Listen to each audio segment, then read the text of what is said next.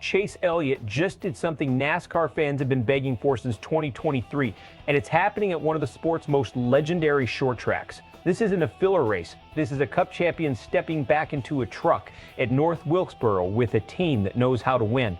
And if you think this is just a fun side project, you're about to see why it's a lot more calculated than that. Chase Elliott is jumping into the number 7 Chevrolet Silverado for Spire Motorsports in the Truck Series race at North Wilkesboro on July 18th. The truck runs Hendrick Cars' sponsorship, tying his Cup Series backing directly into this one-off. This marks his first Truck Series start since he filled in at Daytona back in February 2023.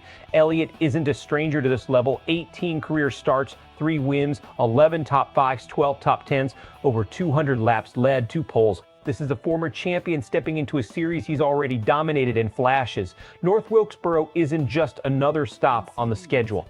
It's one of the most historic fan-favorite short tracks in NASCAR, resurrected from the dead and turned into appointment viewing every time a national series rolls through. Adding a Cup-level name like Elliott to that race instantly raises the stakes and the eyeballs. Spire Motorsports has quietly become one of the most aggressive teams in the Truck Series when it comes to stacking star power. This year alone, they put drivers like Kyle Busch, Carson Hocevar, Connor Zilisch, and even Michael McDowell behind the wheel of their trucks.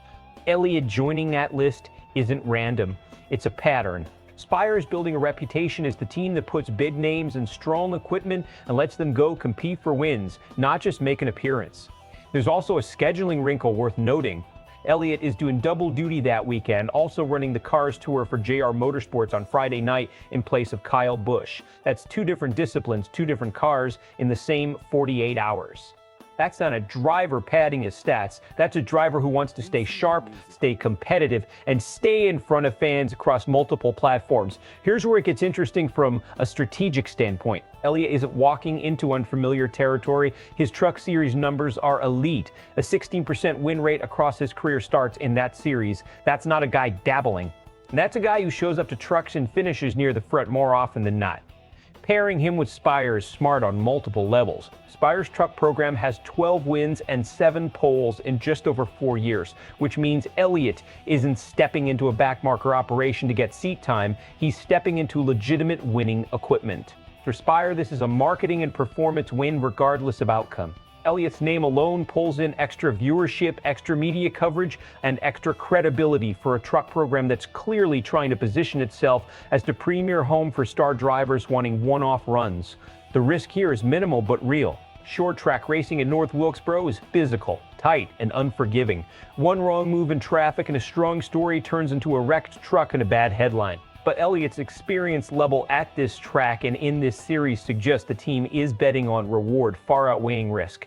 The bigger picture question is whether this becomes a recurring theme. Are we watching the start of more Cup regulars treating Truck Series races like measuring sticks, using them to stay track sharp during summer stretches when Cup schedules get repetitive? If Spire keeps landing names like this, expect other truck teams to start chasing similar star power moves just to keep pace.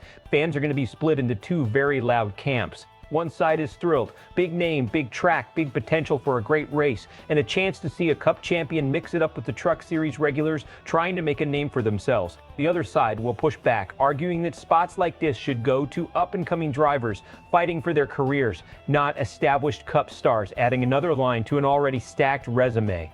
Media coverage will likely lean heavily into the storyline of Elliott's return after more than 3 years away from the series, using it as a hook for pre-race build-up all week. Expect analysts to frame this as a measuring stick moment. Can Elliott shows he still has that truck racing instinct, or his time away from the series dulled the edge that made him so dangerous in these machines? Best case scenario, Elliott gels quickly with the number 7 truck, showcases the short track instincts that made him must watch in Cup, and either wins or comes agonizingly close. That result reinforces Spire's growing reputation as the destination team for star cameos and sets up more crossover appearances down the line. Worst case scenario, the double duty weekend catches up to him. Fatigue, unfamiliar truck characteristics after 3 years away, or a simple short track incident derails the run early. If that happens, expect the conversation to shift toward whether these one-off appearances are worth the risk for drivers who don't need the results to validate their careers. So here's the real question. Is this the smart move? A former champion sharpening his skills against tough competition in the legendary building block of NASCAR history?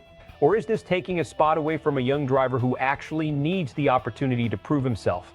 Drop your take in the comments, best case or worst case. Which one do you see happening on July 18th? If you want more breakdowns like this before every big NASCAR weekend, make sure you're subscribed to SportsWire USA, because this storyline is just getting started.